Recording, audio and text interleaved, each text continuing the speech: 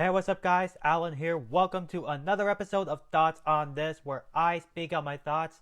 And today I'll be giving my thoughts on Walt Disney Animation Studios' most recent film, Wish, which I have given my pre-thoughts on before, and now I'll be giving my full thoughts on this film. So obviously I saw this film a while back, and I actually enjoyed it. Like, was it the best Disney film? No. But was it enough to keep audiences entertained? Yes. Like, while the film was still good, there were some things that could have been improved to be better.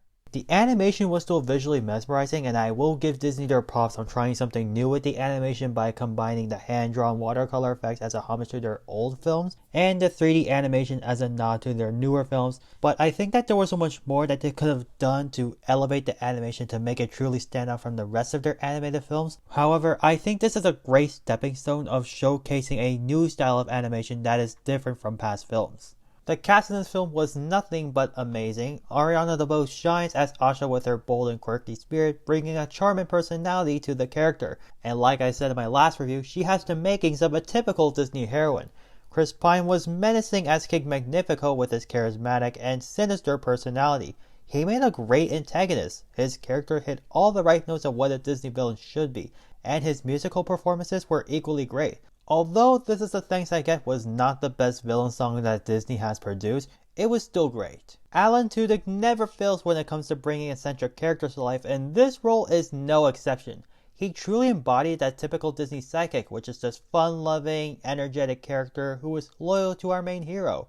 The supporting characters were somewhat of an afterthought, specifically Asha's friend group, who were pretty forgettable except for maybe a few standouts, but still, I think it's cool that they are a nod to the Seven Dwarfs. Then there's Queen Amaya, Sabino, and Sakina, who were the most exceptional and played more of a supporting role. And props to Angelique Cabral, Victor Garber, and Natasha Rothwell for their performances, and Evan Peters, Rami Youssef, and John Rudnitsky as three of Asha's companions.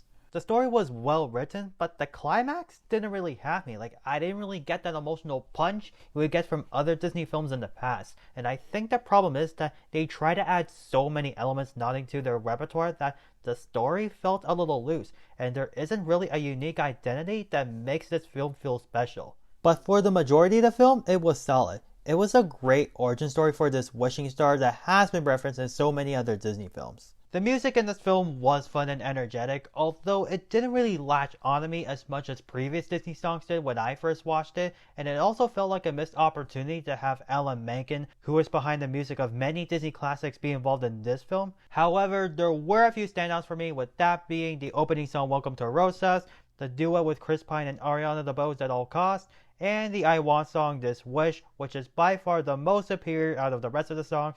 It may be slightly underwhelming, but it was still enjoyable, and I think Julia Michaels and Ben Rice did a good job with the music, and the more I listen to it, the more it starts to grow on me.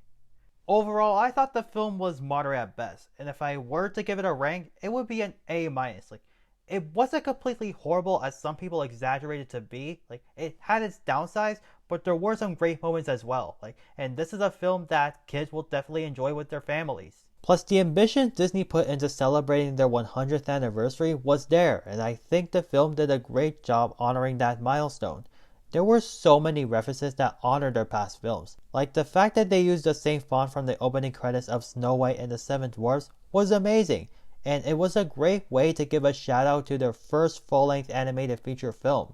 Of course I feel bad because I had faith that this is the film that would save Disney's reputation and restore the magic it once had.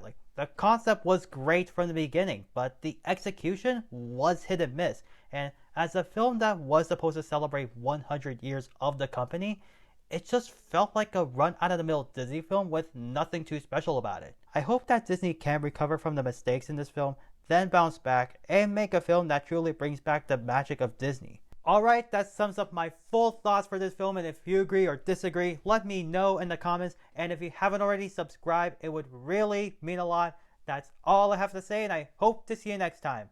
Bye!